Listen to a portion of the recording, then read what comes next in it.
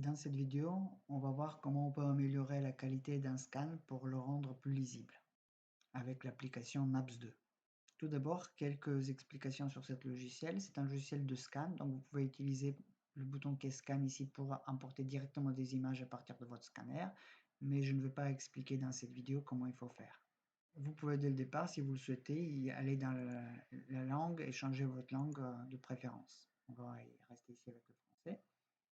Puis, une fois les images importées, ici je vais importer 3 pages de scanner. Chaque page fait 11 mégapixels et pèse à près de 5 mégaoctets.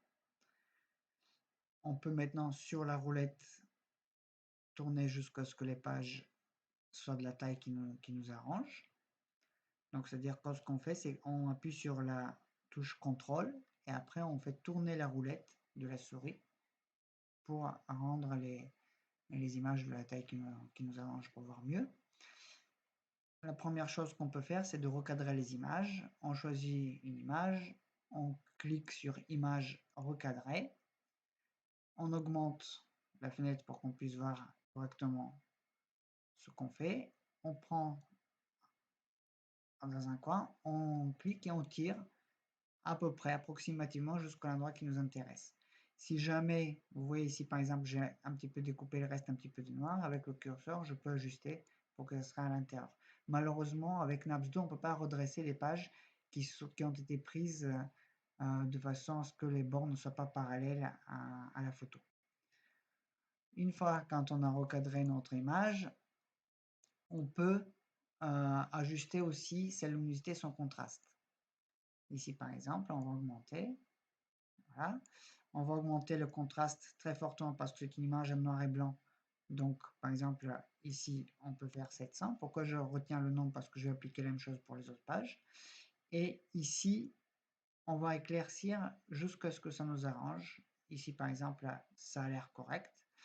Donc, 700, 240. Et donc, par exemple, sur la page d'après, je peux appliquer, après l'avoir recadré, ce que je n'ai pas fait encore, par exemple, les mêmes réglages, 700 et 240, et vérifier que ça convient. Là, par contre, on voit qu'il y a encore un petit peu de bruit en haut, donc apparemment cette page sera un tout petit peu plus claire, vers 270. Voilà.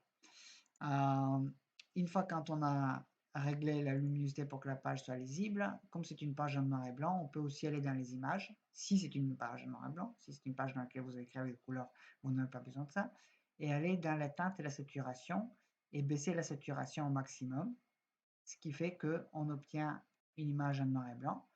Une fois quand on a obtenu, on va faire pareil pour les autres pages. Et maintenant, on peut enregistrer les 3 images. Pour cela, il faut d'abord aller dans les paramètres d'image pour savoir qu'est-ce qu'on va faire exactement. Et ici, vous pouvez choisir la qualité de JPEG que vous voulez avoir. Et si après ces images, vous allez les compresser avec Moz JPEG, il vaut mieux qu'elle soit d'une meilleure qualité possible. C'est-à-dire que vous pouvez garder 100, les images vont être grandes, mais après, avec Moz JPEG, vous allez les réduire. Ou au contraire, si vous voulez, par exemple, que ces pages-là soient réduites déjà par, on va dire, un codage standard, vous pouvez descendre ici à quelque chose de plus petit. Par exemple, ici, on va faire enregistrer les images. Il me propose de le faire dans le répertoire où on était déjà. Il enregistre les 3 images. Et on va regarder. Donc, chaque image est devenue de l'ordre de entre 350, 330 et 450 à peu près. Et on peut voir la taille et la qualité. C'est assez raisonnable. C'est écrit avec un crayon, donc on voit les traits du crayon.